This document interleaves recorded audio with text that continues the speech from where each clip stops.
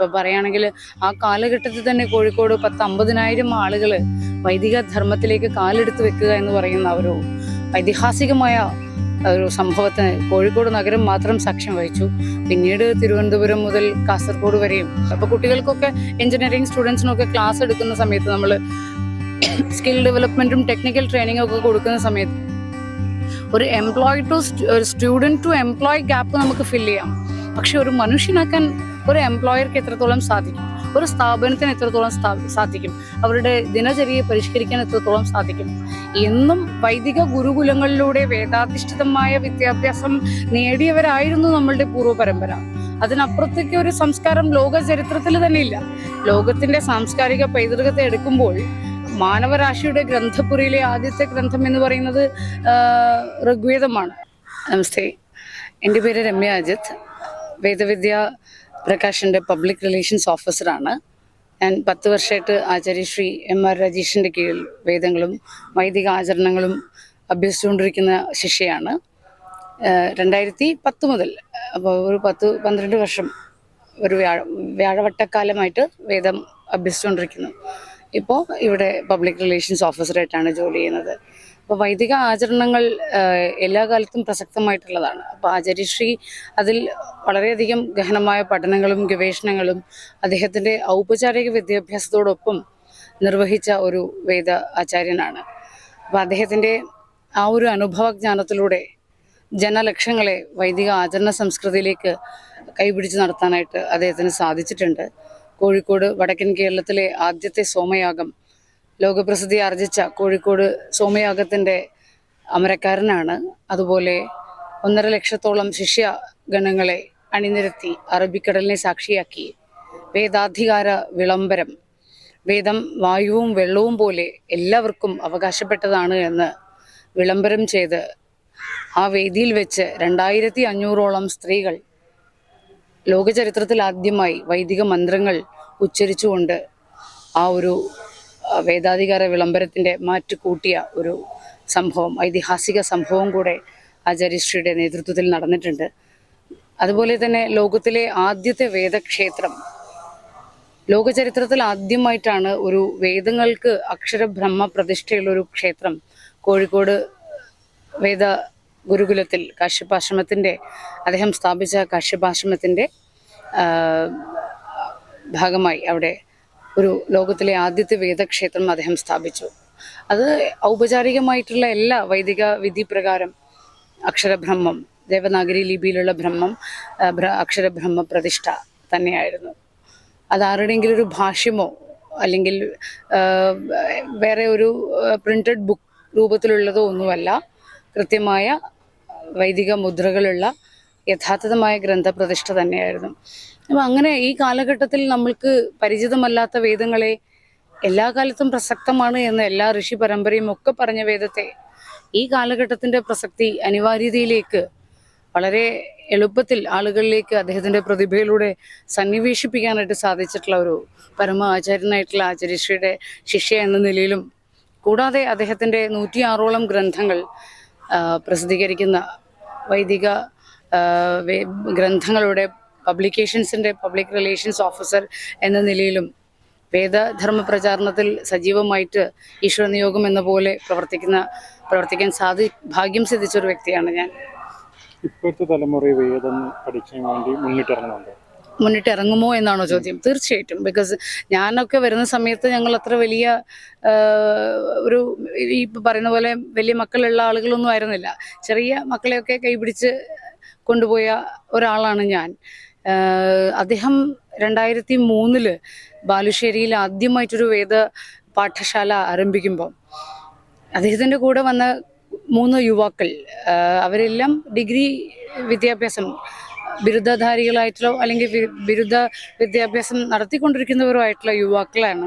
പിന്നീട് ആ യുവാക്കളിലൂടെ എത്തിച്ചേർന്ന വലിയൊരു സമൂഹം, സമാജത്തിൻ്റെ ഒരു ഭൂരിഭാഗം ജനങ്ങൾ. ഇപ്പോൾ പറയുകയാണെങ്കിൽ ആ കാലഘട്ടത്തിൽ തന്നെ കോഴിക്കോട് 10-50,000 ആളുകൾ വൈദിക ധർമ്മത്തിലേക്ക് കാലെടുത്ത് വെക്കുക എന്ന് പറയുന്ന ഒരു ഐതിഹാസികമായ ഒരു സംഭവത്തിന് കോഴിക്കോട് നഗരം മാത്രം സാക്ഷ്യം വഹിച്ചു.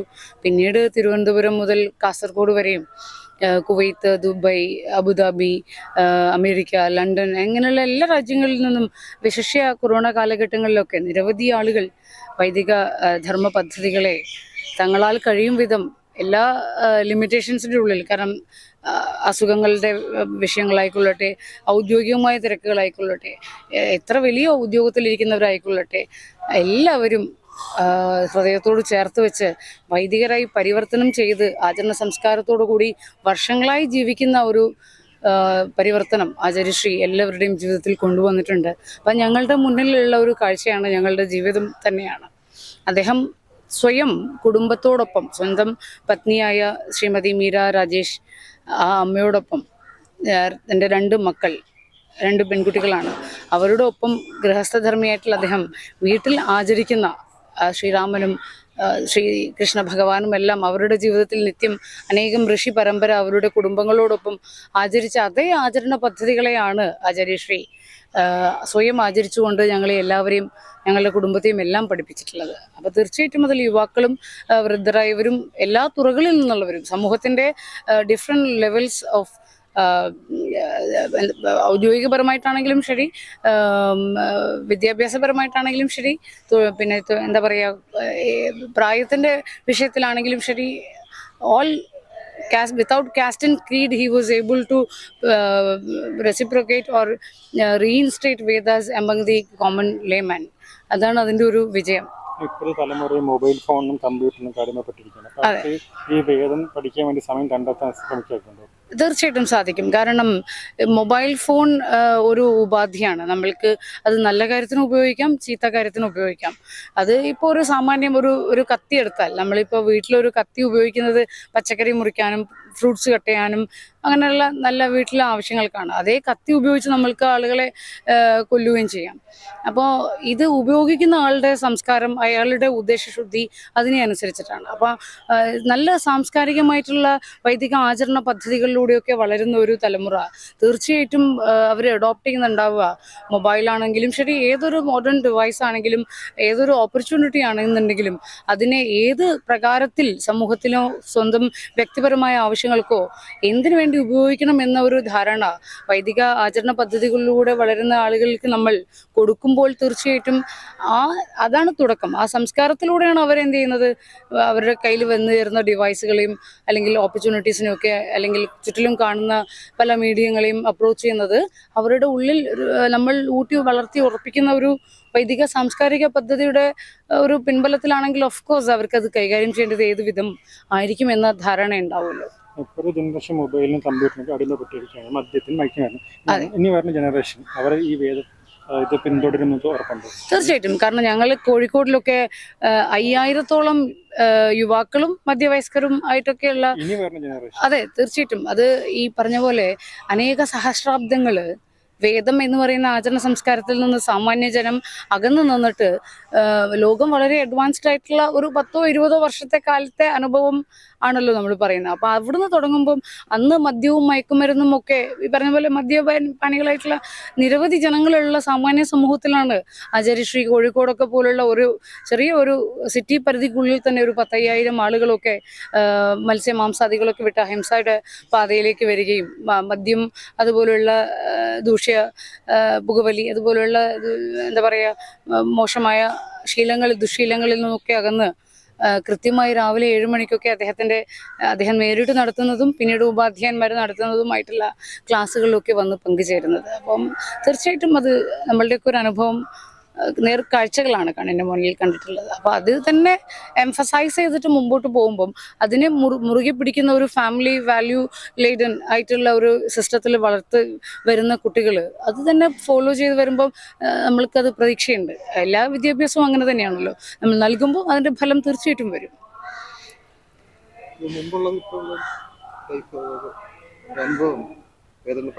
വേദന പഠിക്കുന്നതിന് മുമ്പുള്ള അനുഭവം, പഠിച്ച ശേഷമുള്ള അനുഭവം. അപ്പം എന്നെ സംബന്ധിച്ച് വേദങ്ങൾ പറയുന്ന ഒരു കാര്യം മനോർഭവ എന്ന് പറയും, മനുഷ്യരാകൂ. നമ്മൾ ഇന്നിപ്പോൾ എല്ലായിടത്തും പറയുന്നത് മനുഷ്യത്വത്തെക്കുറിച്ചും വിശ്വമാനവികതയെ കുറിച്ചൊക്കെയാണ്. അപ്പോൾ ഇതിൻ്റെയൊക്കെ ആദിമ സന്ദേശം വേദങ്ങളിൽ നിന്നാണ് ആവിർഭവിച്ചത്. അപ്പോൾ ആ വൈദിക സന്ദേശത്തെ നമ്മൾ മുന്നോട്ട് വെക്കുമ്പോൾ നമ്മൾക്ക് ഇപ്പോൾ ഒരു ചെറിയൊരു കോമൺ എക്സാമ്പിൾ പറയുകയാണെങ്കിൽ, ഒരു സ്ത്രീകളെ ഉപദ്രവിച്ച സ്ത്രീ പീഡനത്തിൽ ഇരയായ ഒരു വ്യക്തിയെ കാണുമ്പോൾ നമ്മൾക്ക് എന്ത് തോന്നും? ആളൊരു സാംസ്കാരികമായിട്ട് നിലവാരമില്ലാത്തൊരു വ്യക്തിയാണെന്ന് നമുക്ക് ഊഹിക്കാം. ഒരു ബാങ്ക് കവർച്ച ചെയ്ത ഒരാളെ നമ്മൾ അങ്ങനെയാണ് അപ്രോച്ച് ചെയ്യുന്നത്. എന്തെങ്കിലും അത്തരത്തിലുള്ള സാമൂഹ്യ അരാജകത്വങ്ങളിലൊക്കെ പെടുന്ന ആളുകളെ നമ്മൾക്കറിയാം, അവരെല്ലാം മോശക്കാരായിട്ടുള്ള സാംസ്കാരിക നിലവാരത്തിൽ നിന്നും താഴെയുള്ളവരാണെന്നാണ് നമ്മളുടെ സമൂഹത്തിൻ്റെ അവരോടുള്ള ഒരു വീക്ഷണം, ദൃഷ്ടി. പക്ഷേ നമ്മൾ ഒരിക്കലും ഒരു എന്താ പറയുക, അഹിംസാവാദത്തെക്കുറിച്ച് ചിന്തിക്കുമ്പോൾ അത്തരമൊരു ചിന്ത നമ്മുടെ ഉള്ളിലേക്ക് വരുന്നില്ല. കാരണം അത് ഒരു ഭൂരിപക്ഷം ജനം, about 99% of common man and the any class people, അവരെല്ലാം അഡോപ്റ്റ് ചെയ്തിരിക്കുന്ന ഒരു ആഹാര ശൈലി എന്ന് പറയുന്നത് പോകെ പോകെ നമ്മളുടെ അഹിംസയിൽ നിന്ന് അകന്നിട്ടുള്ള ആഹാര സംസ്കാരമാണ്. അപ്പോൾ അത് സ്വീകരിച്ച് വരുന്ന വ്യക്തികളെ സംബന്ധിച്ച് അത് കോമൺ ആയി കഴിഞ്ഞു. അതൊരു സാംസ്കാരിക അധപ്പതനമാണെന്ന് നമ്മൾ തിരിച്ചറിയുന്നില്ല. പക്ഷേ വൈദിക ആചരണ പദ്ധതി അതിലേക്കൊക്കെ ഞങ്ങൾ വന്നപ്പോൾ ഞങ്ങളുടെ ഭക്ഷണ സംസ്കാരം മാറി.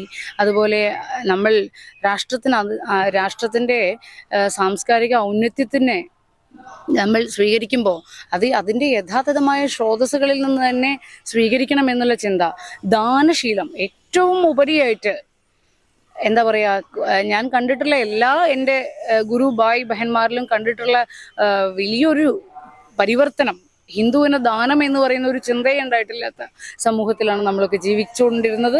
ഇപ്പോഴും അതെ. പക്ഷെ ആചാര്യശ്രീയുടെ അടുത്ത് വരുമ്പം ഞാൻ കണ്ടിട്ടുള്ള കാര്യം, അവർ ഈ സനാതന ധർമ്മത്തിൻ്റെ അടിസ്ഥാനമായ വേദങ്ങൾ പറഞ്ഞിട്ടുള്ള എല്ലാ ആചരണ പദ്ധതികളും അനുഷ്ഠിക്കുമ്പം അതിൽ ബലിവൈശ്വ ദേവയജ്ഞം, അതിൻ്റെ ഒപ്പം അവരുടെ വരുമാനത്തിൻ്റെ 10% ദാനം ചെയ്യാന്നുള്ള കോൺസെപ്റ്റ്, സേവന സന്നദ്ധത, ആചരണത്തിൽ നിബദ്ധമായ ജീവിതചര്യയോട് കൂടിയിട്ടാണ് ചെയ്യുന്നത്. ഏതെങ്കിലും ഒരു ക്വാളിറ്റി അല്ല, ഒരു വ്യക്തിയുടെ സമഗ്രമായ പരിവർത്തനത്തിലേക്കാണ് ഞങ്ങളെ. ഇപ്പം ഞാനൊക്കെ ആണെങ്കിൽ 10-18 വർഷത്തോളം പല കോർപ്പറേറ്റ് സെക്ടറുകളിലും അതുപോലെ തത്തുല്യ കമ്പനികളിലും എക്സ്പീരിയൻസ്ഡ് ആയിട്ടുള്ള ഒരു വ്യക്തിയാണ്. അപ്പോൾ നമ്മൾ പല ഇൻഡക്ഷൻ ട്രെയിനിങ് പ്രോഗ്രാംസുകളൊക്കെ അറ്റൻഡ് ചെയ്തിട്ടുണ്ട്, കണ്ടക്ട് ചെയ്തിട്ടുണ്ട്. അപ്പോൾ കുട്ടികൾക്കൊക്കെ എഞ്ചിനീയറിംഗ് സ്റ്റുഡൻസിനൊക്കെ ക്ലാസ് എടുക്കുന്ന സമയത്ത് നമ്മൾ സ്കിൽ ഡെവലപ്മെൻറ്റും ടെക്നിക്കൽ ട്രെയിനിങ്ങും ഒക്കെ കൊടുക്കുന്ന സമയത്ത് ഒരു employee to student to employee gap നമുക്ക് ഫില്ല് ചെയ്യാം. പക്ഷെ ഒരു മനുഷ്യനാക്കാൻ ഒരു എംപ്ലോയർക്ക് എത്രത്തോളം സാധിക്കും, ഒരു സ്ഥാപനത്തിന് എത്രത്തോളം സാധിക്കും, അവരുടെ ദിനചര്യയെ പരിഷ്കരിക്കാൻ എത്രത്തോളം സാധിക്കും, ഇതൊക്കെ ഞങ്ങളുടെ പേഴ്സണൽ എക്സ്പീരിയൻസ് ആണ്. എൻ്റെ പ്രൊഫഷണൽ എക്സ്പീരിയൻസ് പ്ലസ് ഗുരുനാഥനെ പോലുള്ള ഒരു വൈദിക ആചരണ പദ്ധതികളിലൂടെ സമഗ്രമായ പരിവർത്തനം നടത്തുന്ന വ്യക്തിയിലൂടെ തിരിച്ചറിഞ്ഞ വ്യത്യാസങ്ങളാണ്. ഇതിനെ ഈ വേദത്തിനെ കുറിച്ച് പറഞ്ഞു, ഇതിൽ എന്തെങ്കിലും രാഷ്ട്രീയപരമായ എന്തെങ്കിലും ചിന്താഗതിയുണ്ടോ? രാഷ്ട്രീയപരമായിട്ട് ഇന്നത്തെ സമകാലീന കക്ഷി രാഷ്ട്രീയവുമായിട്ട് ഒരു ബന്ധവുമില്ല. അത് എൻ്റെ പൂജനീയ ഗുരുനാഥൻ ആചാര്യശ്രീ M.R. രാജേഷ് അദ്ദേഹം കുലഗുരുവായിട്ടിരിക്കുന്ന കശ്യപ വേദ റിസർച്ച് ഫൗണ്ടേഷനോ അതിൻ്റെ ഭാഗമായിട്ടുള്ള വേദവിദ്യാ പ്രകാശനോ അങ്ങനെയൊന്നും അവിടെയൊന്നും ഗുരുനാഥൻ്റെ ഒരു രാഷ്ട്രീയമായ കാഴ്ചപ്പാടുകളല്ല ഉള്ളത്. കക്ഷി രാഷ്ട്രീയമായിട്ടുള്ള ഒരു ബന്ധവും അതിനില്ല. എന്നാൽ ഓഫ്കോഴ്സ് രാഷ്ട്രത്തെ സംബന്ധിക്കുന്ന രാഷ്ട്രീയം അത് ആരംഭിച്ചത് വേദങ്ങളിൽ നിന്ന് തന്നെയാണ്. രാഷ്ട്രീയം എന്ന് പറഞ്ഞാൽ രാഷ്ട്രവുമായി ബന്ധമുള്ളത്. ഈ രാഷ്ട്രദേവി സങ്കല്പം ആവിർഭവിച്ചത് വേദങ്ങളിൽ നിന്നാണ്. അപ്പോൾ ഓഫ്കോഴ്സ് ആ രാഷ്ട്രത്തിൻ്റെ ഭാരതം എന്ന പേര്, രാഷ്ട്രം എന്ന സങ്കല്പം, ഈവൻ ഋഷി ദയാനന്ദ സരസ്വതി, ഭഗത് സിംഗിനെയൊക്കെ പോലുള്ള അനേകം, രാംപ്രസാദ് ബിസ്മിൽ, ഇത്തരം വ്യക്തികളെയൊക്കെ സ്വാതന്ത്ര്യ സമര മുഖത്തേക്ക് എന്താ പറയുക, അതിനുള്ള പോരാളികളായി സംഭാവന ചെയ്യാൻ സാധിച്ചത് തന്നെ വേദങ്ങളിലെ രാഷ്ട്രദേവി സങ്കല്പത്തെ എടുത്ത് മുന്നോട്ട് വെച്ച ഒരു സന്ദർഭത്തിലാണ്. അങ്ങനെയാണ് 1857 ഒന്നാം സ്വാതന്ത്ര്യ സമരമൊക്കെ ഉണ്ടായി വരുന്നത്. അദ്ദേഹമാണ് ഭാരതത്തിൻ്റെ രാഷ്ട്ര പിതാമഹൻ.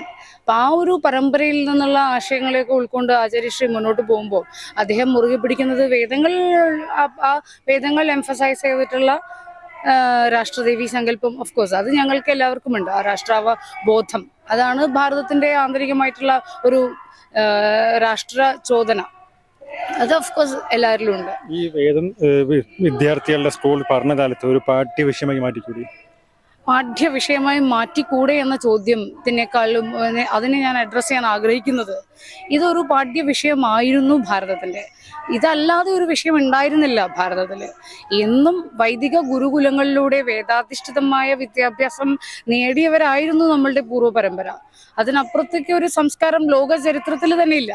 ലോകത്തിന്റെ സാംസ്കാരിക പൈതൃകത്തെ എടുക്കുമ്പോൾ മാനവരാശിയുടെ ഗ്രന്ഥപുരയിലെ ആദ്യത്തെ ഗ്രന്ഥം എന്ന് പറയുന്നത് ഋഗ്വേദമാണ്. അപ്പൊ അതൊക്കെ നമ്മൾക്ക് ആചാര്യശ്രീ പറഞ്ഞു തരുമ്പോൾ ഇതിനൊപ്പം പല ചരിത്രപരമായ അറിവുകളും ആചാര്യശ്രീ രാജേഷ് എന്ന് പറയുന്ന ഒരു വേദോപാസകന്റെ പ്രഭാഷണങ്ങളിലൂടെ, ഗ്രന്ഥങ്ങളിലൂടെ, ആശയപ്രചാരണ ഇതര സോഷ്യൽ മീഡിയകളിലൂടെ ഒക്കെ കേട്ടും കണ്ടും മനസ്സിലാക്കിയവരാണ് ഇവിടെ വരുന്നവരെല്ലാവരും. അപ്പൊ അവരിവിടെ വരുമ്പോൾ ഇന്നത്തെ കാലത്ത് അഭ്യസിക്കുന്നത് എന്താണ്?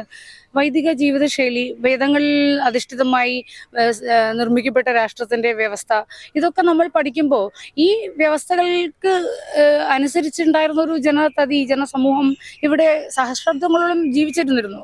അപ്പോൾ അത് വളരെയധികം പ്രസക്തമാണ് ഇപ്പൊ ഈ കാലഘട്ടത്തിൽ നമ്മൾ അത് ഒരു ഔപചാരിക വിദ്യാഭ്യാസത്തിന്റെ ഭാഗമാക്കാൻ സാധിക്കുകയാണെങ്കിൽ. അത് സാധിക്കുമോ ഇല്ലയോ എന്നുള്ള വിഷയം വേറെ. പക്ഷെ സാധിക്കുന്ന ഒരു സാഹചര്യം വരികയാണെങ്കിൽ മുമ്പത്തെ ഒരു പൂർവ്വ വൈഭവത്തിലേക്ക് ഭാരതം ഉയരുമെന്ന കാര്യത്തിൽ യാതൊരു സംശയവുമില്ല. ഇപ്പൊ നമ്മൾക്കറിയാം ആചാര്യ ചാണക്യ, അദ്ദേഹമൊക്കെ നളന്ദ, തക്ഷശില യൂണിവേഴ്സിറ്റികളിലൊക്കെ വിഷയങ്ങളായിട്ടുണ്ടായിരുന്നത് വേദാധിഷ്ഠിതമായിട്ടുള്ള വേദാദി ശാസ്ത്രങ്ങളുടെ അധ്യയനം തന്നെയായിരുന്നു.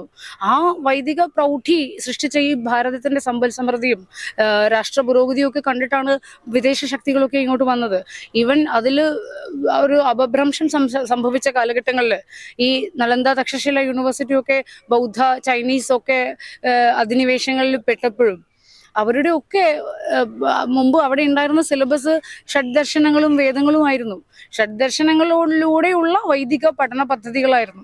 സോ ഓഫ് കോഴ്സ് അതാണ് അന്ന് ആ രാഷ്ട്രത്തിന്റെ പരം വൈഭവത്തിന് നിദാനമായ വിദ്യാഭ്യാസ സമ്പ്രദായം. അപ്പൊ അത് ഒരിക്കലും നമ്മൾ കാണുന്ന പൂജാവിധി, പൂജാ പഠനം എന്നുള്ളതല്ല. ഓഫ് കോഴ്സ് ഉപാസനയുടെ ഭാഗമായിട്ട് പോലും ആധ്യാത്മികത എല്ലാ തലത്തിലും പ്രസരിപ്പിക്കാൻ ആദിദൈവികമായും ആദിഭൗതികമായും ആധ്യാത്മികമായും ഉള്ള ഉന്നതിയെ പ്രദാനം ചെയ്യുന്ന സമഗ്രമായ പാഠ്യപദ്ധതി തന്നെയാണ് വൈദിക. കാരണം ഇന്നൊരു സാംസ്കാരിക വിദ്യാഭ്യാസത്തിന് ഒരു ഓപ്ഷൻ ഇല്ല. ഒരാൾ ഡോക്ടർ ആകുമ്പോഴും അയാൾ സംസ്കാര സമ്പന്നരാവാൻ ഒരു മെഡിക്കൽ കോളേജോ അല്ലെങ്കിൽ ഒരു സ്കൂൾ വിദ്യാഭ്യാസത്തിനോ അവരെ നയിക്കാൻ സാധ്യമല്ല. ലിമിറ്റേഷൻസ് ഉണ്ട് ടീച്ചേഴ്സിനൊക്കെ ആണെങ്കിലും അവരുടെ പാഠ്യപദ്ധതി. പക്ഷേ ഇതിനെ എങ്ങനെ കൈകാര്യം ചെയ്യണം എന്നുള്ളതിന് പ്രാചീന ഋഷിമാർക്ക് കൃത്യമായ പദ്ധതികളുണ്ട്. അതാണ് ഇവിടെ അന്ന് അത്തരം മഹാപ്രതിഭകൾ ഉണ്ടായിട്ടുള്ളത്. ഏതൊരു കോസ്മോളജി, ഇപ്പൊ എൻ്റെ ഗുരുനാഥൻ എഴുതിയ ഒരു ഗ്രന്ഥമുണ്ട് വേദിക് കോസ്മോളജിയെ സംബന്ധിച്ചിട്ട്. ഭാവവൃത്തം എന്നാണ് ആ ഗ്രന്ഥത്തിന്റെ പേര്. അത് അദ്ദേഹം എക്സ്പ്ലെയിൻ ചെയ്തത് ഭവിച്ച വൃത്തം, സംഭവിച്ച ഒരു കാര്യത്തെയാണ് അദ്ദേഹം എടുത്ത് മുന്നോട്ട് വെക്കുന്നത്. അതിൽ യാതൊരുവിധ എന്താ പറയാ സ്വന്തമായിട്ടുള്ള ഒരു കൂട്ടിക്കലർപ്പുകളുമില്ല. സ്വന്തം അറിവിന്റെ വികാസത്തിലൂടെ കണ്ടെത്തിയത് ഈ പ്രപഞ്ചത്തിലുള്ള ശാസ്ത്രത്തെ തന്നെയാണ്. അതിലൊരു ആ ഗ്രന്ഥത്തിലൂടെ ഞാൻ പറയാൻ ആഗ്രഹിക്കുന്ന ഈ ഒരു പാഠ്യപദ്ധതിയുടെ പ്രസക്തിയാണ്. ഒരു ഉപാസകനെ സംബന്ധിച്ചിട്ട് ഏറ്റവും വലിയ വിഷയം എന്താണ്? പ്രപഞ്ചോൽപത്തി രഹസ്യമാണ്. അയാളുടെ ഉപാസനയുടെ ആധാരം എന്താണ്? പ്രപഞ്ച സൃഷ്ടി രഹസ്യമാണ് ഒരു ഉപാസനയുടെ ഏറ്റവും ആത്യന്തികമായ ലക്ഷ്യം. അതാണ്. അപ്പൊ ഒരു മോഡേൺ സയന്റിസ്റ്റിനെ സംബന്ധിച്ച് എന്താണ്? നിങ്ങൾ തന്നെ ആലോചിച്ച് നോക്കൂ അല്ലേ? നമുക്ക് എന്തും പറയാം, പക്ഷെ പ്രപഞ്ചം ഉണ്ടായത് എങ്ങനെയാണ് എന്നതിലല്ലേ ഒരാളുടെ ഒരു സയന്റിസ്റ്റിന്റെ കണ്ടെത്തലിന്റെ പാരമ്യത എന്ന് നിങ്ങൾക്ക് ഉറപ്പാണല്ലോ. സോ അത്തരം വിഷയങ്ങളെ കൈകാര്യം ചെയ്തിട്ടാണ് അദ്ദേഹം ഗ്രന്ഥം എഴുതിയത്. അതൊരു ആധുനിക ശാസ്ത്രകാരന് രചിക്കാൻ സാധിക്കില്ല.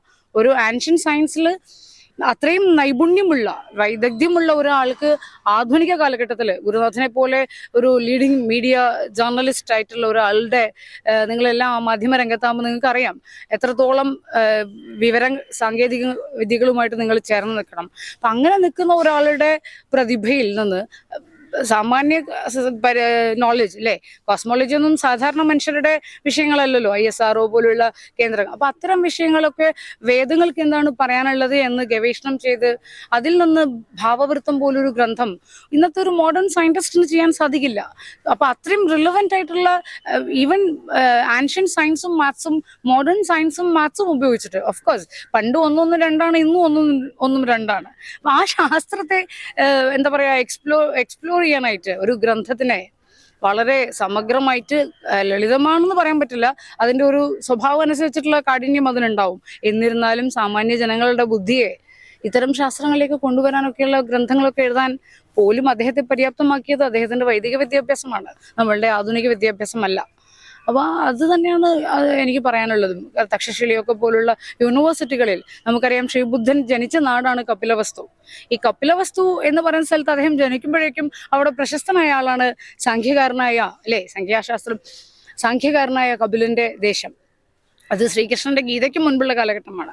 സോ അത്രയും എന്താ പറയുക, സുദീർഘമായ ഒരു പാരമ്പര്യം ജ്യോതിശാസ്ത്രം ആയിക്കൊള്ളട്ടെ, അതല്ല ജീവിതശൈലി ആയിക്കൊള്ളട്ടെ, കുടുംബ വൈവാഹിക ബന്ധങ്ങളായിക്കൊള്ളട്ടെ, അങ്ങനെ തൊഴിൽപരമായിട്ടായിക്കൊള്ളട്ടെ, എവിടെയും ഒരു വ്യക്തിയെ സമഗ്രമായി പരിഷ്കരിക്കാനുള്ള പദ്ധതികൾ ഈ രാഷ്ട്രത്തിൻ്റെ സാംസ്കാരിക സ്വത്വം എന്ന് പറയുന്നത് ഏതൊരു രാഷ്ട്രത്തിനും അത് പ്രധാനമാണ്. സോ അത് ഇവിടുത്തെ ആധികാരികമായ സ്രോതസ്സായ വേദങ്ങളിലൂടെ ചെയ്യാനുള്ള ഒരു തയ്യാറെടുപ്പോ സാഹചര്യമോ വരികയാണെങ്കിൽ അതിനെക്കുറിച്ച് ഒന്നും പറയാനില്ല. 100 കൈ, എന്താ പറയുക, 2 കൈയും നീട്ടി എല്ലാവരും സ്വീകരിക്കാമെന്ന് മാത്രമേ പറയാൻ സാധിക്കുള്ളൂ.